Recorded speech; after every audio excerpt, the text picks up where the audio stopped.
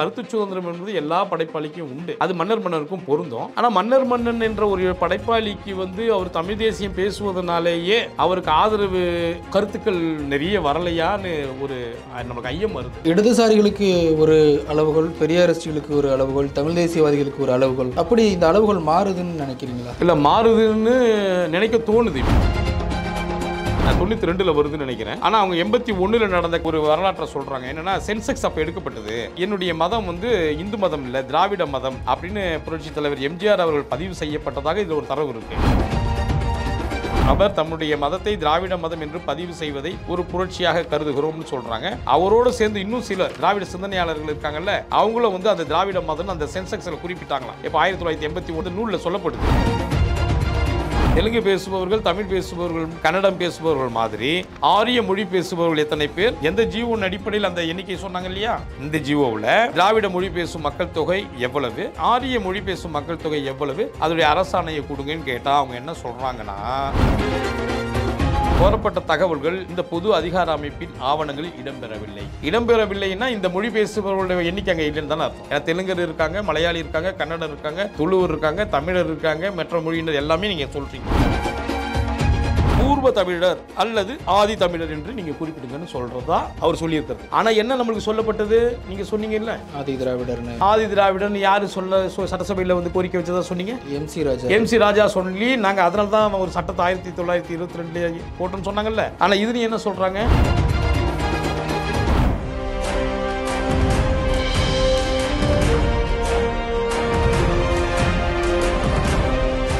Globe 360 நேயர்களுக்கு அன்பு வணக்கம். இன்றைய சிறப்பு நேர்காணலில் தமிழர் அறிவர் இயக்கத்தினுடைய தலைவர் திரு வழக்கறிஞர் அறிவர் சீனிவாசன் அவர்களோடு உரையாட இருக்கிறோம். ஐயா வணக்கம். வணக்கம் ஐயா. தொடர்ந்து ஆர்டிஐ தகவல் ஆதாரங்களோடு ஆவணங்களோடு பல்வேறு விடயங்களை வெளிக்கொண்டு வந்து வர்றீங்க, பல செய்திகளை பகிர்ந்து வர்றீங்க, பல்வேறு கேள்விகளையும் முன் வச்சு வர்றீங்க. சமீபத்தில் உமாராணி அப்படிங்கிற ஒரு அம்மையார் அவங்க பேசும்போது என்ன குறிப்பிட்றாங்கன்னா, பல்வேறு சர்ச்சைக்குரிய கருத்துக்களை குறிப்பிட்றாங்க. குறிப்பாக மன்னர் போன்றவர்கள்லாம் வடுகர்கள், வந்தேரிகள், விஜயநகரம் இப்படிலாம் பேசுகிறாங்க.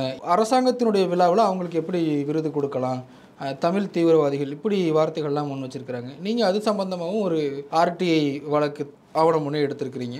என்ன செய்தீங்க? இதே மாதிரி ஒரு நிகழ்வு 10 ஆண்டுகளுக்கு முன்னாடி வந்தது. இடதுசாரி அமைப்புகள்லாம் முன்னணி ஊழியராக இருந்து பணி செய்கிற பொழுது ஒரு நாவல் ஆசிரியர் எழுதார், மாதுருபாகன் ஒரு ஆசிரியர். அவர் பேராசிரியராக இருக்கார்.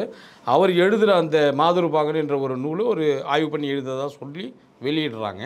அந்த ஆய்வு, அந்த நூலில் வர ஒரு சிலர் சமூகத்தினர் எங்களுக்கு எதிரான ஒரு கருத்தை பொய்யா இவர் புனரமைச்சு கட்டிட்டாரு, எழுதிட்டார், இது எழுத்தாளருடைய சுதந்திரத்தில் வராது அப்படின்னு ஒரு பெரிய 2 தரப்பாக இருக்கிற விவாதங்கள்.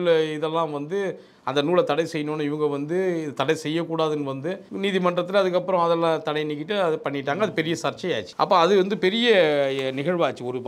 ஒரு எழுத்து சுதந்திரம் என்பது ஒரு படைப்பாளினிக்கு எவ்வளோ முக்கியம் என்பது ஒரு ஆதாரமாக அது இருந்தது. இடதுசாரிகள், தலித்திய சிந்தனையாளர்கள், எல்லா நடுநிலையாளர்களும் அதுக்கு அந்த எழுத்தாளருக்கு சார்பாக குரல் கொடுத்தாங்க. அவர் எழுத்தின படைப்புகள் நீங்கள் பார்க்கணுமே ஒழிய, படைப்புகளில் வர ஒரு தவறுகள் இருந்தால் நீங்கள் வேற ஒரு படைப்பு மூலம் நீங்கள் விமர்சனம் பண்ணி அதை படைப்பு நீங்கள் சொல்லி மறுக்கலாம். ஆனால் அவங்க படைப்பே நீங்கள் பண்ணக்கூடாது, படைப்பை நீங்கள் தடை செய்யணும், படைப்பாளிகளுக்கு நீங்கள் பனிஷ்மெண்ட் கொடுக்கணும், இப்படிலாம் சொல்கிறது கருத்து சுதந்திரத்துக்கு எல்லை மீறியதாக இருக்கும்னு எல்லாமே என்னை ஆர்ப்பாட்டம் பண்ணாங்க, ஆதரவு கொடுத்தாங்க. இடதுசாரி கட்சி வழக்கறிஞர் கூட அதில் வழக்கு வென்றெடுத்து அது பண்ணார். அதுக்கு நாங்கள் அதே கருத்து தான் இங்கே மன்னருக்கும் பொருந்தும். மன்னர் வளர்ந்து வரும் ஒரு தமிழ் தேசிய இது நான் செத்து விட்டேன்னு கூட அவர் சொன்னார். இது என்னங்க ஒரு கருத்து சுதந்திரத்துக்கு ஒரு பாதிப்பு வருது, எங்கள் இவ்வளோ முடக்கி போடுறீங்க இந்த நவீன காலத்தில், பெருமாள் முருகன் செத்து விட்டான்லாம் மனம் அந்த ஆசிரியர் சொன்னார். அப்புறம் அந்த ஆசிரியர் நூல்கள்லாம் அதெல்லாம் வேறு விஷயம். அப்போது இதே கருத்தை ஒரு 13 ஆண்டுகள் இங்கே ஒரு நிகழ்வு வருது. அது ஒரு பெரிய நிகழ்வாக, ஒரு பெரிய இஷ்யூவாக நடந்தனால வெளி உலகத்துக்கு தெரிஞ்சது. இங்கே ஒரு தனி மனிதரும் இன்னொரு மனிதர் மேலே சொல்கிறதுனால அது ஒரு சின்ன அளவில் போயிட்டு தான் பார்க்கணும், ஒரு பெரிய விஷயமா எடுத்துக்க வேணாம். இருந்தாலும் நம்ம அதை என்ன வைக்கிறோம்னா, மன்னர் போன்ற ஆளுமைகள் மறைக்கப்பட்ட தமிழருடைய வரலாறு இருக்குல்ல, ஒரு வலி வேதனை எவன் சுமந்தானோ அவனுடைய வரலாறு அவனே படைக்கிற பொழுது உண்மைகளை அவன் கொண்டு வர முடியும். இதுதான் இந்த நவீன காலத்தினுடைய புத்தி ஏற்றுக்கொள்ளக்கூடிய கருத்து. அப்போ தமிழ் சமூகத்தில் கடந்த 800 ஆண்டுகளாக 1000 ஆண்டுகளாக அவனுடைய வரலாறு தமிழர்களே எழுத முடியும். தமிழர் ஆளுமை எழுதுனது கம்மியாக இருக்குது. அதனால் உண்மையான வரலாறு இல்லை. தமிழருடைய வரலாற்று மேலே, தமிழுடைய ஆளுமை மேலே, தமிழுடைய அரசர்கள் மேலே பொய்யா கட்டமைக்கப்பட்டு வரலாறுகள் எழுதப்பட்டது அப்படின்னு சொல்லிட்டு தமிழ் ஆளுமைகள் படைப்புகளை படைக்கிறாங்க. அதில் இந்த நவீன காலத்தில் மிக முன்னணி எழுத்தாளராக, சிறந்த எழுத்தாளராக, தரவுகளோடு கொடுக்குற எழுத்தாளராக மன்னன் திகழ்கிறத நம்ம பார்க்குறோம். ஒரு 4-5 நூல்கள் எழுதியிருக்கிறார். நாணயம் தொடர்பானது, சோழர் வரலாறு, பல்லர் வரலாறு, இப்படியான ஒரு 4-5 தலைப்பிட்டு புத்தகம் எழுதியிருக்காரு. அதில் வந்து ஒரு 5-6 ஆண்டுகளுக்கு முன்னாடி கூட ஒரு புத்தகம் அரசுடைய விருதோ பரிசு பெற்ற நூல். இப்போ இந்த ஆண்டு 1 மாதத்துக்கு முன்னாடி நூலகர் தொடர்பாக ஒரு வரி சொல்கிறப்போ இளைய சூரியனா இளம்பருதி ஏதோ ஒரு விருது கொடுத்ததா பார்த்தோம். அது தொடர்பாக தான் அந்த அம்மா பேசியிருக்காங்கன்னு சொல்கிறாங்க. அந்த அம்மா நாங்கள் சார்ந்த சமூகத்தை, நாங்கள் சார்ந்த இனத்தினே ஒரு தவறாக கொச்சையாக தொடர்ந்து சொல்லிட்டு வராரு, பேசிட்டு வராரு. ஆகையால் அந்த பரிசை வந்து கொடுத்தது கேள்விக்குறியானது. இவங்களாம் அவங்க அதை சொல்ல வர்ற பொழுது தமிழ் தேசியம் என்ற பேரில் சாவனிசம் பேசுகிறாங்க, உங்களுக்கு நகர தீவிரவாதங்கள் பேசுகிறதுக்கு சமமாக இருக்குன்ற மாதிரிலாம் பேசுகிறாங்கன்னு சொல்ல வராங்க. அவங்க புரிதலின்மையில் தான் பேச வராங்க. அதை அவங்களுக்கு விளக்கிட்டால் ஒன்றே அவங்க எடுத்த கருத்து சரியாக இருந்தால் அவங்க கூடுதலாக விளக்கம் கொடுக்கணும். இல்லைன்னு நம்ம மறுக்கிற பொழுது நம்ம மறுத்துறோம். கருத்து சுதந்திரம் என்பது எல்லா படைப்பாளிக்கும் உண்டு. அது மன்னருக்கும் பொருந்தும். ஆனால் மன்னன் என்ற ஒரு படைப்பாளிக்கு வந்து அவர் தமிழ் தேசியம் பேசுவதனாலேயே அவருக்கு ஆதரவு கருத்துக்கள் நிறைய வரலையான்னு ஒரு நம்மளுக்கு ஐயம் வருது. யார் படைத்தாலும், அது இடதுசாரி கருத்து வந்தாலும், தலித்திய கருத்துக்கள் வந்தாலும், பொன்னகரம் மணற்கேணின்னு கூட 2 கதைகளை வந்து நாங்கள் சென்னை பல்கலைக்கழகத்தில் இருக்கிறப்போ 13-14 ஆண்டுக்கு முன்னாடி தமிழ் பாடத்தில் அவங்க வைக்கிற பொழுது அது ஆங்கிலேயர் காலத்தில் இருந்த ஒடுக்கப்பட்ட மக்களுடைய அவலத்தை பேசுவதாக இருந்தாலும் நடந்த அவலத்தை தான் பேசுது. இருந்தாலும் தற்காலத்தில் அந்த சமூக மக்கள்லாம் மேலோங்கி வந்துட்டாங்க. நீங்கள் அந்த கருத்தை நீங்கள் கதையாக நீங்கள் வச்சிங்கன்னா அது வந்து அந்த மக்களுக்கு மனது புண்படும். நீங்கள் அந்த கருத்தை நீக்கிறீங்கன்னு ஒரு பெரிய விவாதம் வந்து அந்த கருத்தெல்லாம் நீக்கிட்டாங்க. நீக்கக்கூடாதுன்னு அதே இடதுசாரி அமைப்புகள், நடுநிலையாளர்கள்லாம் சொன்னாங்க.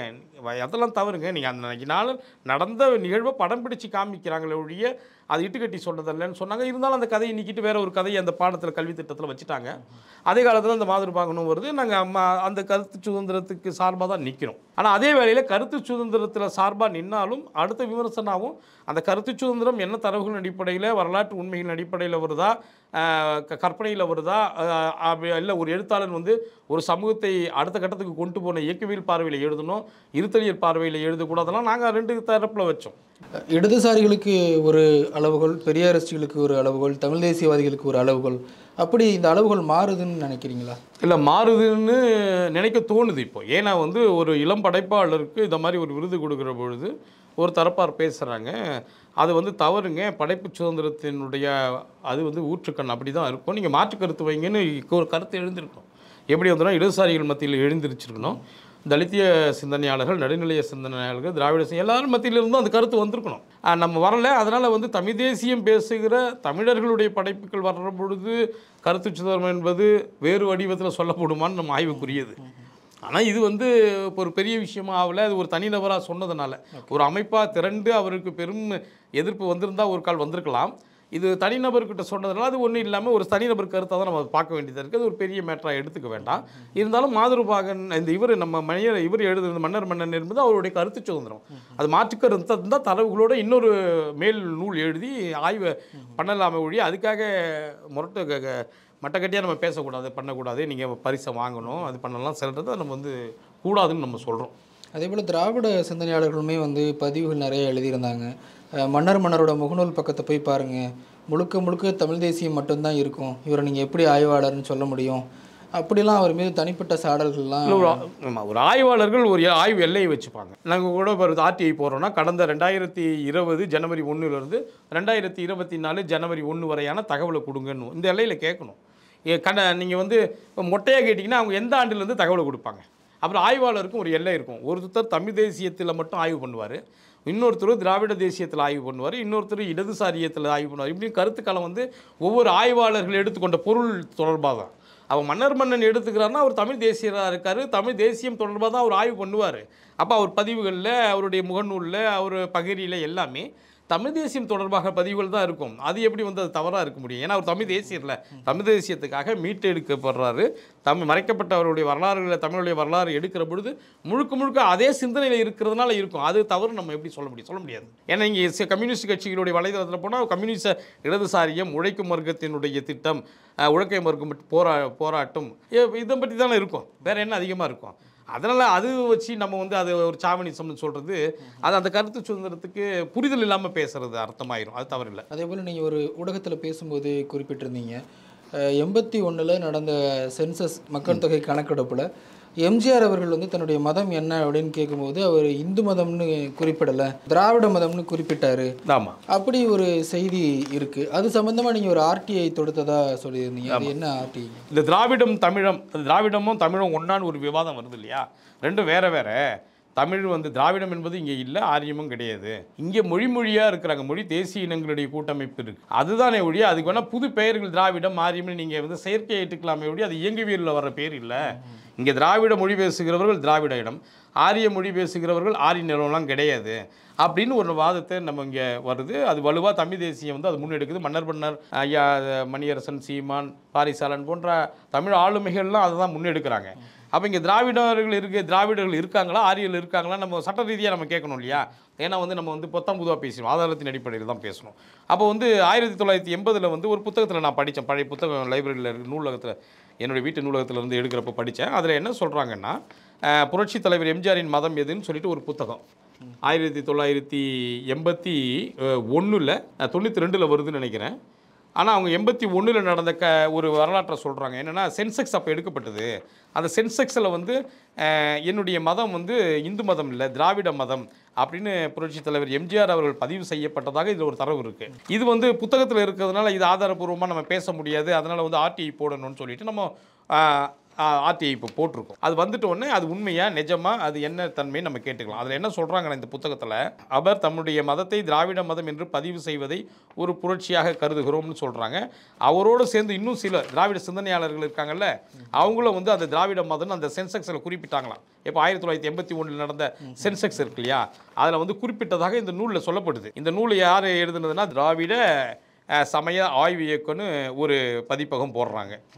1981 நடந்த சென்செக்ஸில் அவர் அப்போது அமைச்சராக இருந்தால், முதலமைச்சராக இருந்தால், அப்பொழுது நடைபெற்ற சென்செக்ஸுக்குள்ள அவர் இந்து மதம் என்று குறிப்பிடல, தன்னுடைய மதத்தை வந்து அவர் திராவிட மதம் என்று குறிப்பிட்டுள்ளார்.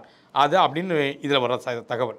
இதை நம்ம சைட்டேஷனாக கொடுத்து இது உண்மையா, இது அந்த நேரத்தில் யாரெல்லாம் தன்னை திராவிட மதம்னு சொல்லிட்டு பதிவு பண்ணியிருக்காங்க அப்படின்னு கேட்டிருக்கோம். அதை பாருங்கள், 9வது பக்கத்தில் சொல்கிறாங்க. 1981 நடைபெற்ற செய்திகள். 1981 மக்கள் தொகை கணக்கெடுப்பில் திராவிட மதம் பதிவு செய்யப்பட்ட மதமாகிவிட்டது. எம்ஜிஆரை போலவே மற்றும் சிலர் தங்களுடைய மதம் திராவிட மதம் என்று பதிவு செய்துள்ளனர். இது 1981 மக்கள் தொகை பதிவேட்டில் இடம்பெற்றுள்ளது அப்படி அந்த புத்தகம் ஒரு குறு நூல். அதில் 9வது பக்கத்தில் சொல்கிறாங்க. சரி, அப்படின்னா மதம்னு ஒன்று இருப்பதாகவும் அதில் சில திராவிட சிந்தனையாளர்கள் தன்னை இந்து மதம், அதாவது இந்து மதத்தை விட்டு நாங்கள் வந்து வேறுபட்டவர்கள், சைவர்கள், வைணவர்கள், எங்களுடைய மதம் வந்து தமிழர் மதம்னு குறிப்பிட்டிருந்தால் கூட திராவிடமும் தமிழும் ஒன்று தான் இவங்க சொல்கிறாங்க இல்லையா? திராவிடம் வேறு தமிழ் வேறு இல்லை. திராவிடம் என்ற பெயரில் நாங்கள் செய்கிற அத்தனை திட்டங்களும் அத்தனை மாடல் வளர்ச்சிகளும் தமிழுக்கு தான் போகுது, தமிழர்களுக்கு தான் போகுதுன்னு வாதம் வைக்கிறாங்க. அப்போ வந்து மதத்தையும் உங்கள் தமிழர் மதம் சமயம்னு அவங்க பதிவு பண்ணியிருக்கணும். திராவிட மதம் நீங்கள் பதிவு பண்ணியிருக்கீங்கன்னா ரெண்டும் ஒன்று தானே, ஏன் வந்து தமிழர் சமயம்னு பதிவு பண்ணாமல் திராவிட சமயம்னு பதிவு பண்ணுறீங்கன்னு ஒரு வினா எழுப்புது இல்லையா? அப்போ வந்து தமிழர் மதம்னு அவங்க பதிவு பண்ண விரும்பலை அப்படின்னு நம்ம உள்வாங்கிக்கணும். தமிழ் தேசியங்களை தான் முன்வைக்கிறோம். இருந்தது தமிழர் சமயம் நீங்கள் பதிவு பண்ணியிருக்கலாம். தமிழர் உங்களுக்கு வந்து ஒடுக்கப்பட்ட மக்களுக்கு ஆதி தமிழர்னு பேர் வச்சுருக்கணும். எல்லாமே திராவிட மயமாக்கிட்டீங்களே, ஆதி திராவிடர்னு வைக்கிறீங்க, திராவிட மதம் இப்போ நீங்கள் எத்தனை பதிவு பண்ணிக்கிறீங்களா, இதுலேருந்து வினா எழுப்புறோம். அப்படி இல்லாததை நீங்கள் ஏன் கட்டமைக்கிறீங்கன்னு. சரி, அது தொடர்பாக நாங்கள் என்ன பண்ணோன்னா, இதுக்கு முன்னாடியே ஒரு களமாடணும். மக்கள் தொகை கணக்கெடுப்பில் 2011 ஒரு கணக்கெடுப்பு எடுத்ததாக சொல்லப்பட்டு நம்மளுக்கு வந்து தகவல் சொன்னாங்க. இவ்வளோ மொழி பேசுகிறவர்கள் இங்கே இருக்காங்க அப்படின்னு ஒரு சென்செக்ஸ் ஏற்கனவே ஒரு காணொலியில் நம்ம இங்கேயே பேசணும். அதில் என்ன சொன்னாங்கன்னா, தெலுங்கர்கள் இவ்வளோ பேர் இருக்காங்க, கன்னடர்கள் இவ்வளோ பேர் இருக்காங்க, மலையாளிகள் இவ்வளோ பேர் இருக்காங்க, துளுவர்கள் இவ்வளோ பேர் இருக்காங்கன்னு ஒரு பட்டியல் வந்து நம்ம காமிச்சு பேசணும் கடந்த காணொலியை. அதில் வந்து எவ்வளோ பேர் எண்ணிக்கையில் இருக்காங்கன்னு சொன்னால் 89% தமிழர்கள், 11% பிற மொழியாளர்கள் தெலுங்கர், துளுவர், கன்னடர், மலை எல்லாம் சேர்ந்து இருந்துன்னு சொல்லிட்டாங்க. நம்ம அந்த ஆர்டிஐக்கு தகவலை கேட்டோம், நம்ம கொடுத்துருவோம். அப்போனா இந்த மொழி பெரும்பான்மையினர், மொழி சிறுபான்மை 2 வகைப்படுத்தி, மொழி பெரும்பான்மையினர் தமிழர்கள் 89% தமிழ்நாட்டில் இருக்காங்க, 11% மற்ற எல்லா மொழியினரும் இருக்காங்கன்றாங்க இல்லையா? அப்போ ஆரிய மதம் இருந்தால் ஆரிய மொழியும் திராவிட மொழின்னு ஒன்று இருக்கா? ஏன்னா அந்த மதத்தை இப்போ இருக்கிறவர்கள், அந்த மொழியை சார்ந்தவர்கள், இனத்தை சார்ந்தவர்கள் இருக்கணும்ல அப்படின்னு நம்ம கேட்குறோம். அப்போ வந்து ஆர்டிஐ போட்டு நம்ம என்ன கேட்குறோம்? ஏன்னா இப்போ ஆரிய மதத்தை பற்றி, திராவிட மதத்தை பற்றி தான் இப்போ போட்டிருக்கோம் இல்லையா? ஆனால் மொழியை பற்றி ஏற்கனவே போட்டுட்டோம். ஆரிய மொழியை பேசுகிறவர்கள் என்ன, ஏன்னா கன்னடத்தை பேசுபவர்கள் எத்தனை பேர்னு குறிப்பு கொடுத்துட்டாங்க, தெலுங்கை பேசுபவர்கள் எத்தனை பேர், இப்படின்னு எல்லா மொழி சிறுபான்மையினுடைய எண்ணிக்கையும் கொடுத்துட்டாங்க, தமிழர்கள் எவ்வளோன்னு கொடுத்துட்டாங்க. அப்போ ஆரியர்கள் எத்தனை பேர், திராவிடர்கள் எத்தனை பேர், திராவிட மொழி பேசுபவர்கள், தெலுங்கு பேசுபவர்கள், தமிழ் பேசுபவர்கள், கன்னடம் பேசுபவர்கள் மாதிரி ஆரிய மொழி பேசுபவர்கள் எத்தனை பேர், அந்த ஜிஓ எந்த ஜிஓன் அடிப்படையில் அந்த எண்ணிக்கை சொன்னாங்க இல்லையா?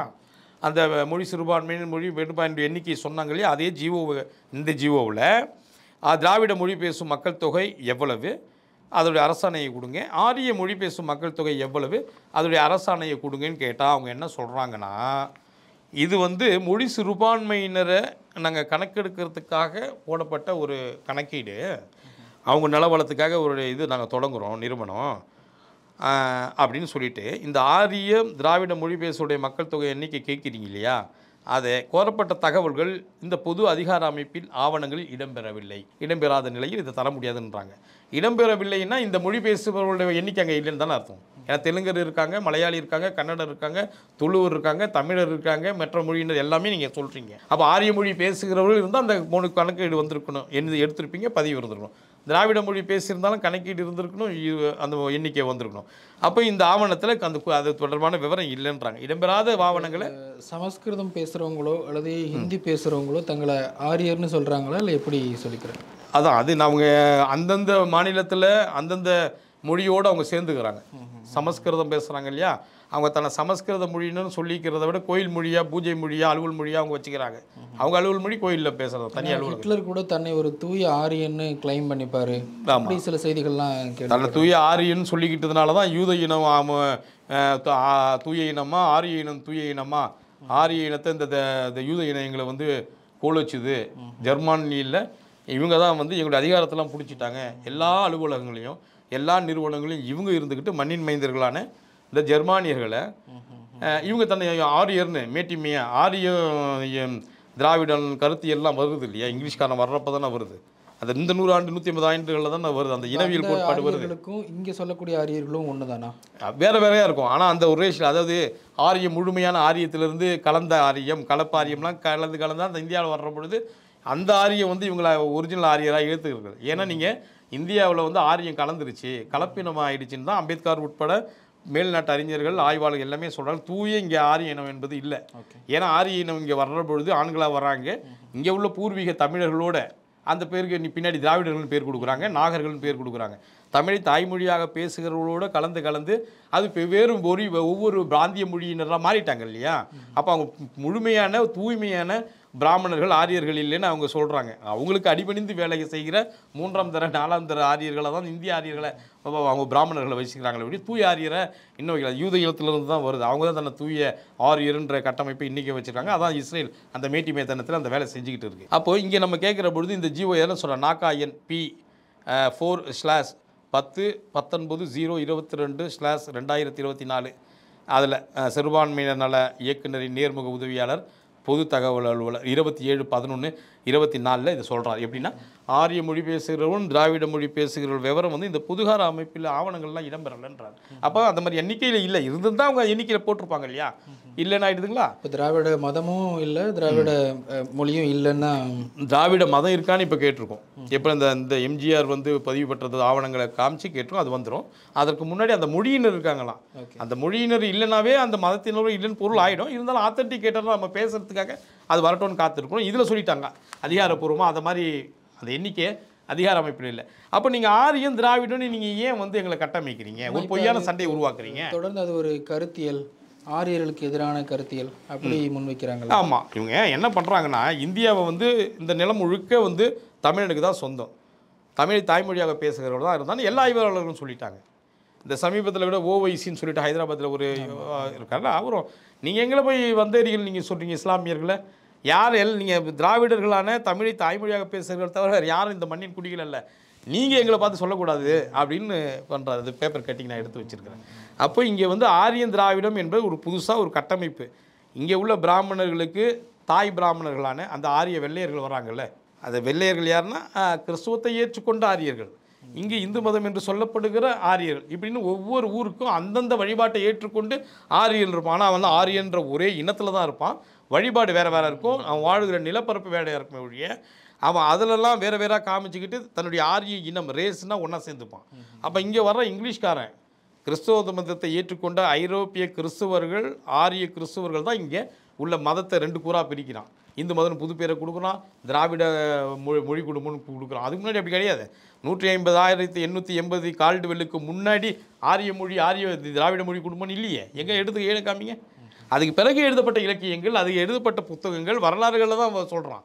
அதே மாதிரி 1850க்கு முன்னாடி வில்லியம் ஜோன்ஸ் முன்னாடி கல்கத்தா கவர்னராக இருந்த அவருக்கு முன்னாடி இந்து மதன் பேர் இல்லையே, அவர் தானே உருவாக்குறாரு. இதை ஒரு பேர் கொடுக்கணும்னு உருவாக்குறாரு. அப்போது வந்து இங்கே உள்ள ஆரியர்களுக்கு வெளியே வந்த ஆரியர்கள் உதவி செய்கிறாங்க. இந்த மாதிரி ஒரு மதமாக இது ஒரு டிவைட் அண்ட் ரூல் பண்ணுறதுக்கு ஒரு கருத்து உருவாக்குறாங்க. இதை நம்ம இப்போ ஆய்வு பண்ணி பல வரலாற்று ஆய்வாளர்கள் தமிழ் ஆய்வாளர்கள் அதை பொய்ப்பித்துட்டாங்க. இப்போ திராவிட சிந்தனையாளர்களை கேட்குற பொழுது திராவிடன்னு ஒன்று இருக்குதுன்னு சொல்லி நம்மளை நம்ப வச்சு 1922 நீதி கட்சி தமிழனுக்கு மட்டும் ஆதி திராவிடன்னு கொடுத்துட்டாங்க. MC ராஜாவே சட்டசபையில் அதை பேசியிருக்காரு அப்படிலாம் சொல்கிறாங்க. அப்படின்னு சொன்னது ஆதாரம் தான் நீங்கள் காமிக்கலாம். நம்ம ஆதாரத்தின் அடிப்படையில் சொல்கிறோம். இன்னொன்று சொல்கிறாங்க அவங்க, நாங்கள் திராவிடம் என்ற பெயர் வந்து இப்போ உள்ள சிந்தனையாளர்கள் நாங்கள் கொடுக்கலங்க, திராவிடன்ற பெயரை வச்சுருக்கிற திராவிட அரசியல் கட்சியெல்லாம் கொடுக்கல, தமிழை தாய்மொழியாக கொண்ட அயோத்திதாசர் பண்டிதர் சீனிவாச அவருடைய அங்கே இருக்கிற இரட்டைமலை சீனிவாசன் அவங்க காலத்திலேருந்தே வருது, அவங்க பெற்றெடுத்த குழந்தைகள் தான் சொல்லிட்டு வரலாறு சொல்கிறாங்க. சரி, அப்படியான ஒரு கட்டுரை எடுத்து பார்க்குறோம். இந்த பாருங்க, எப்படின்னா நம்மளுக்கு பழைய வரலாறுகளை நம்ம படிக்கலன்றது, அதுதான் மறைக்கப்பட்ட வரலாறுகளை மீட்டெடுக்கிற வேலையை தான் இந்த மன்னர் மாதிரி ஆளுமைகள் செய்கிறாங்க. இது பொய்யுங்க. இன்றைக்கி சொல்கிற இந்த திராவிட சிந்தனையாளர்கள், ஆரிய சிந்தனையாளர்கள், தலித்திய சிந்தனையாளர்கள், இடதுசாரி சிந்தனையாளர்கள், பெரியாரிஸ்டுகள் சொல்கிறதெல்லாம் நிறைய பொய் கருத்து இருக்குங்க. உண்மையான வரலாறு இதுன்னு சோழர் காலத்தில் வந்து தேவர் அடியார் தான் இருந்தது, தேவதாசிகள் இல்லை. சோழர் காலத்தில் வந்து குலங்கள் தான் இருந்தது, சாதிகள் இல்லை. சோழர் காலத்தில் தமிழ் மன்னரான சோழர் காலத்தில் வந்து அந்தந்த ஒவ்வொரு குலத்துக்கான ஒரு குடிசை இது இருந்தது, உங்களுக்கு வந்து குடியிருப்புகள் தான் இருந்தது, பிரம்மதையெல்லாம் கிடையாது. அது சாதியின் அடிப்படையில் வந்ததில்ல, ஒரு வேலையின் அடிப்படையில் ஸ்டாஃப் குவார்ட்டர்ஸ் மாதிரி இப்போ வச்சுருக்கோங்கள, SBI staff quarters, police staff quarters மாதிரியான ஒரு குடியிருப்புகள்னு ஒரு மீட்டெடுக்கிறார். இந்த மீட்டெடுக்கிற பொழுது தான் உங்களுக்கு சிக்கலாக வருது. யாருக்கு? பிற சிந்தனையாளர்களுக்கு. அவங்க தமிழ் ஆளுமையான ராஜராஜன் சோழர் காலத்தில் இந்த மாதிரி அவலங்கள் இல்லை, அதுக்கு பிறகு தான் இது வருதுன்னு கல்வெட்டு ஆராயிலிருந்து கொடுக்குறாரு, ஓலைச்சுவடியிலிருந்து எடுத்து கொடுக்குறாரு. இப்படி கொடுக்குற பொழுது இவங்களுக்கு என்ன சிக்கலாகுதுன்னா, இது வந்து தமிழர்கள் அல்லாத வெளியிருந்து வந்த வேற்றுமொழியாளர்களால் தான் இந்த மண் வந்து வர்ணாசிரமத்தால் அடிமைப்படுத்தப்பட்டது, சாதியால் அடிமைப்படுத்தப்பட்டது, தமிழுடைய நிலங்கள் பறிக்கப்பட்டது, தமிழுடைய கல்வி பறிக்கப்பட்டது, தமிழ் பெண்கள் பெண்ணடிமைகளாக மாற்றப்பட்டார்கள், பெண் சுதந்திரம் பறிக்கப்பட்டதுன்னு அவர் வரலாற்று ஆதாரத்தோடு எழுதுகிறாரு. நீங்கள் வரலாற்று ஆதாரத்தோடு எழுதுகிற சிக்கலை என்ன தெரியுங்களா? மற்ற தமிழ் நிறைய பெருவாரியான தமிழ் தேசியர்கள் வந்து வாயில் சொல்கிறாங்க, எங்களை மாதிரி ஆட்கள் டிவியில் பேசுகிறாங்க, அது காத்தோட கரைஞ்சி போயிடுது. ஆனால் மன்னர் போன்ற ஆளுமைகள்லாம் புத்தகமாக போடுறாங்க, அது வரலாற்று பெட்டகம் இல்லை. இந்த புத்தகங்கள் என்றைக்குமே வரலாற்று உண்மையை பேசல, அதை ஒரு பிரச்சனைக்குரியது இல்லை. புத்தகம் ஆதாரமாக நீங்கள் காமிக்கலாம்ல.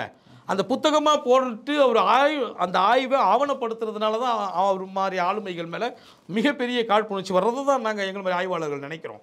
அப்போது இப்போ அவர் சொல்கிற கருத்தை நம்ம ஒட்டி தான் ஒரு நியூஸ் வருது பாருங்கள். தினத்தந்தியில் என்றைக்கான செய்தினா பக்கம் 7 தினத்தந்தி சென்னை பதிப்பு 1/12/2023 ஒரு செய்தி வருது. என்னென்னா, இந்த அயோத்திதாசர் தான் நீங்கள் திராவிடத்துக்கு முன்னோடிங்க, அவர் தாங்க திராவிட தமிழன், திராவிடம்னு பத்திரிகையெல்லாம் ஆரம்பித்தார், இப்படிலாம் சொல்கிறாங்கல்ல. அப்போது அவர் அப்படி பண்ணாரா? அவரை தன்னை திராவிடன்னு அறிவிச்சுக்கிட்டாரா? ஒடுக்கப்பட்ட தமிழ் மக்களை தன்னை திராவிடன்னு பதிவு செய்யுங்கன்னு சொல்கிறாங்க இவங்கெல்லாம். அப்படி தான் அவர் தான் சொன்னதுங்கன்னு. அங்கே பார்த்தா அந்த முழு நீள கட்டுரையில் அந்த பக்கத்தில் இந்த தினத்தந்தி நாளிதழில் அவர் என்ன சொல்கிறார் பாருங்க. 1970ஆம் ஆண்டில் அத்வைதானந்த சபையை ஏற்படுத்தினார். 1881 1ஆம் ஆண்டு மக்கள் தொகை கணக்கெடுப்பு நடைபெறுத்தப்பட்ட போது தாழ்த்தப்பட்டவர்களான பஞ்சமர், பறையர் என்று குறிப்பிடாமல் பூர்வ தமிழர் அல்லது ஆதி தமிழர் என்று நீங்கள் குறிப்பிடுங்கன்னு சொல்கிறது தான் அவர் சொல்லியிருக்கிறது. ஆனால் என்ன நம்மளுக்கு சொல்லப்பட்டது, நீங்கள் சொன்னீங்கல்ல ஆதி திராவிடர்னு. ஆதி திராவிடன் யார் சட்டசபையில் வந்து கோரிக்கை வச்சதா சொன்னீங்க? எம்சி ராஜா சொல்லி நாங்கள் அதனால தான் ஒரு சட்டத்தை 1922 போட்டோன்னு சொன்னாங்கல்ல. ஆனால் இது என்ன சொல்கிறாங்க, அயோத்திதாசர் பண்டிதர் தான் திராவிடன் பேரை சொன்னாங்க, தன்னை திராவிடன் குறிச்சிக்கோன்னு சொன்னாங்கன்னு தானே சொன்னாங்க. இவர் சென்செக்ஸ்லேயே இங்கிலீஷ்காரன் எடுக்கப்பட்ட காலத்தில் எடுக்கப்பட்ட சென்செக்ஸில் தன்னை ஆதி தமிழர் அல்லது பூர்வ தமிழன் பதிவு பண்ணுங்கன்னு சொல்கிறார். பூர்வ இந்துவோ பூர்வ தமிழன்னு சொல்லலை, பூர்வ ஆதி திராவிடன்னு சொல்லலை, தமிழன் தான் பதிவு சொல்கிறார். இது பாருங்கள், எடுத்துக்கலாம் நீங்கள், இது செய்தி. அப்போது இப்படியாக வரலாற்று படைக்கப்பட்ட வரலாறுகளை ஆதாரத்தோட்ட மீட்டெடுக்கிற தமிழ் தேசியர்கள் மேலே இவங்க வந்து ஒரு ஒரு குறை கண்டுபிடிக்கிறது என்பது வந்து அது நாம் வந்து ஆய்வுக்குரியது. அது வந்து அப்படி பண்ண முடியாது. படைப்புகள் எல்லாம் நீங்கள் மறுக்கலாம், இது தவறு, இன்னும் ஒரு நூல் போட்டு மறுக்கலான்றது தான் நம்ம வைக்கிறோம். அதுக்கு பிறகு இவங்க வந்து தொடர்ந்து ஏன் ஒரு பண்ணுறாரு இன்னொரு நூலில் பார்க்குறோம். இவங்களை என்ன சொல்கிறாங்கன்னா, விஜயநகர பேரரசு காலத்துக்கு முன்னாடியே இந்த சாதி அமைப்பு முறை, தேவரடியார் முறை, தேவதாசிகள் முறைகள்லாம் இருந்ததுன்னு சொல்கிறாங்க. பாருங்கள், இங்கே பாருங்கள், கல்வெட்டில் தேவதாசின் முனைவர் எஸ் சாந்தியாயினி பி அப்படின்னு ஒரு ஆய்வாளர் எழுதுகிறாங்க. அவங்க வந்து இங்கே உள்ள பல்கலைக்கழகத்திலலாம் பேராசிரியர் கிடையாது. அவங்க யார் தெரியுங்களா? முனைவர். அவங்க முஸ்லீம் அலிகார் பல்கலைக்கழகம் இருக்கு இல்லையா, எங்கே இருக்குது அலிகார் பல்கலைக்கழகத்தில் பேராசிரியர். அவங்க பல்கலைக்கழகத்தில் பட்டம் பெற்றவர், சென்னை அடிப்படையில். அவர் வந்து அந்த பட்டம் அவர் நூல் எழுதுகிறாரு. அதில் தேவதாசி என்பர் முறையும் தேவர் அடியார் முறைக்கும் பொருள் வேறுபாடு இருக்குது. அதில் வந்து சோழ மன்னர்கள் தான் தேவர் அடியார்கள் என்று அவங்க ஒரு ஸ்டாஃபாக. தேவர் அடியார்கள் என்பது ஒரு பெண் ஊழியராம், அரசு ஊழியராம். எப்படி வந்து காவலாளிகள், படை வீரர்கள், இப்படின்னு வீரர்கள்லாம் அரசு ஊழியர்களாக இருக்கிற மாதிரி, பெஞ்சாமரம் வீசுகிற தொழிலாளிகள்லாம் இருக்கிற மாதிரி தேவர் அடியார்கள் அந்த கோவிலில் பணி செய்கிற பெண்களை தேவர் அடியார்கள் என்ற போஸ்டிங் கொடுத்துருக்கிறார். அந்த தேவர் அடியார்களுக்கு டிரான்ஸ்ஃபர் பண்ணி இந்த கோயிலேருந்து இன்னொரு கோயிலுக்கு அரசு ஊழியர்கள் ஒரு அலுவலகத்திலேருந்து இன்னொரு அலுவலகத்துக்கு டிரான்ஸ்ஃபர் பண்ணுவாங்களே 3 ஆண்டுக்கு ஒரு முறை, அதே போல் மாற்றி பண்ணியிருக்காங்க. இந்த கோயிலேருந்து அங்கே போங்க, அவங்களுக்கு சம்பளம், அவங்களுக்கு குடியிருப்பு, இன்றைக்கி கொடுக்குற மாதிரியே குடியிருப்பு எல்லாமே கொடுத்துருக்குறாங்க. அப்போ அதில் அவர் அந்த நூலில் அவங்க என்ன சொல்கிறாங்கன்னா, இந்த தேவரடியார் முறை, இந்த பெண்கள் வந்து அந்த ராஜாக்களுக்கு எப்படி ஸ்டாஃபாக இருந்தாங்களோ ஆண்டவனுக்கு ஸ்டாஃபாக இருக்கிறது தானே தேவரடியார். அப்போ அவங்க வந்து ராஜ குடும்பத்தில் இருந்து கூட ஊழியராக வராங்க. ஏன்னா தேவனுக்கு நம்ம வேலை செய்கிறதுனால அவங்க வராங்க. அப்போ வந்து அவங்க ஒழுக்கம், ஆடல் பாடல், இந்த பூப்பறித்தல், திரி போடுதல், விளக்கட்டு, இந்த மாதிரி வேலைகளை, கோயில்களை சுத்தப்படுத்துதல், இப்படியான உன்னதமான வேலைகளை கொடுத்தாங்க. அதுக்கு சம்பளம் வாங்கிட்டாங்க, டிரான்ஸ்ஃபர் எல்லாமே நடந்தது. ஆனால் அந்த மாதிரி தேவர அடியார்களாக இருந்தவங்களுடைய பேர் எப்போ தேவதாசிகளாக மாறுதுன்னா விஜயநகர காலத்துக்கு பிறகு தான் மாறுது. இந்த நூலில் சொல்கிறாங்க. அந்த நூல் பேர் என்ன, கல்வெட்டில் தேவதாசி, முனைவர் எஸ் சாந்தாயினி எழுதியிருக்காங்க. அதோடைய பதிப்பகம் நம்ம செக் பண்ணிக்கிட்டோம். அவங்க கல்வெட்டில் தேவதாசி சாந்தாயி பதிப்பு, ஆசிரியர் 2ஆம் பதிப்பு, பன்னாட்டு அமைப்பு, தமிழ் மரபு அறக்கட்டளை வெளியிட்டு சுபாஷ் அம்மாதுன்னு நினைக்கிறேன். அவங்க அதில் அழகாக எல்லாமே இங்கே வந்து தொன்று தொட்டு இந்த கோயிலில் பெண்கள் இருக்கிற முறை வந்து தமிழ்நாட்டுக்கு வெளியே தான் இருக்குது. மத்திய பிரதேசத்தில், கர்நாடகாவில், ஆந்திராவில் இப்படி போன்ற இருக்குது. ஆனால் வந்து பெண்கள் தவறாக நடந்துகின்றதான பதிவுகளில் கல்வெட்டுகளில் கூட இல்லை. சீன பயணியோ வெளிநாட்டு பயணி வர்ற பொழுது குறிப்பில்லை. பெண்கள் கோயில்களில் பணி செய்கிறதுக்கு இருந்தாங்கன்னு தான் வருது. அதுக்கப்புறம் அது கடந்து தமிழ்நாட்டில் அது அவங்களுக்கு உரிய மரியாதை கொடுக்கப்பட்டு அவரோட அரசு அதிகாரிகளாக நியமிக்கப்பட்டது சோழர் காலம். அந்த காலத்துக்கு பிறகு, சோழர் காலத்துக்கு பிறகு விஜயநகர காலம், மராட்டியர் காலம் இப்படின்னு அந்நியர்கள் வர்ற பொழுது தான் அவங்க அது பாலியல் தொலைக்கு உட்படுறாங்க. அந்த பேரே மாறுது, தேவதாசின்னு மாறுதுன்னு முழுக்க சொல்கிறாங்க. இந்த மாதிரி வரலாற்று அது கல்வெட்டில் கொடுக்குறாங்க, ஓலைச்சுவடிலேருந்து எடுத்து கொடுக்குறாங்க. இந்த மாதிரி ஆய்வை தான் மன்னர் போன்ற ஆளுமைகள்லாம் எடுத்து கிடையாது. இங்கே வந்து குடியிருப்பு பற்றியும் பேசுகிறாங்க. இது வேலை செஞ்சவங்களுக்கான குடியிருப்புகள் தனித்தனியாக அந்த கோயில் பக்கத்துலேயே வச்சுருந்தாங்க. ஏன்னா டக்குன்னு அந்த உடனே அந்த வேலை பணியாளர்களை கூப்பிடணும். அப்போ தமிழ் மன்னர் காலத்தில் பொது உடைமை இருந்தது, பெண் சுதந்திரம் இருந்தது, பெண்ணுக்கு ஆணுக்கும் பெண்ணுக்கும் சமமாக. இன்றைக்கி பெண் சுதந்திரத்தெல்லாம் பேசுகிறாங்களே இடதுசாரிகள், பெண்ணியவாதிகள், அம்பேத்கரிஸ்டுகள்லாம். ஆணுக்கு பெண் சமமாக ஊழியமும் செஞ்சுருக்காங்க. அது வந்து தமிழ் மன்னனான ராஜராஜ சோழன் காலத்தில் இருந்தது. அதற்கு பிறகு அந்நிய படையெடுப்பு உள்ளே வர்ற பொழுது, குறிப்பாக விஜயநகரத்தார் வர்ற பொழுது, விஜயநகரத்தார், நாயக்கர், மராட்டியர், மொகலாயர், ஆங்கிலேயர் காலத்தில் பிறகு தான் அவங்க நிலைமை மாறுது. 20வது நூற்றாண்டில், அதாவது இந்த நூற்றாண்டுக்கு ஒரு 100 வருஷத்துக்கு முன்னாடி ஆய்வாளர்கள் அதை ஆய்வு பண்ணி எழுதுகிற பொழுது இந்த 100 வருஷத்துக்கு முன்னாடி தேவரடியார்கள் ஒரு அவல நிலையில் இருக்காங்கல்ல, கீழ்நிலையிலையும் ஒரு பாலியல் தொழிலுக்கு ஒரு வலுக்கட்டாயத்தின் பேர்லையும் ஆட்பட்ட நிலைமையை வச்சு இவங்க 1000 வருஷத்துக்கு முன்னாடியே இப்படி தான் இருந்திருப்பாங்கன்னு கற்பனையாக அவங்க எழுதுகிறாங்களுடைய அன்றைய காலகட்டத்தில் உங்களுக்கு ஆய்வின் அடிப்படையில் அந்தளவுக்கு யாரும் எழுதலை. சோழர் காலத்துலேயும் இப்படியா இருக்கும்ன்ட்டு இவங்க இதை வச்சு பின்னோக்கி போகிறாங்க அப்படின்னு சொல்ல வராங்க. இதுதான் மன்னர் போன்ற ஆளுமைகள்லாம் எடுத்து ஆதாரத்தோடு பேசுகிறாங்க. அதனால் வந்து அந்த மன்னர்கள் வந்து நீங்கள் குறை சொல்லிட்டீங்க, தவறாக சொல்லிட்டீங்க, அது தப்புன்னு நம்ம வரலாற்றுக்கு புறம்பாக பேசுகிறது வந்து ஒரு படைப்பாளியும் படைப்பு சுதந்திரத்தையும் எதிர்க்கிற மாதிரி ஆயிரும் இல்லையா?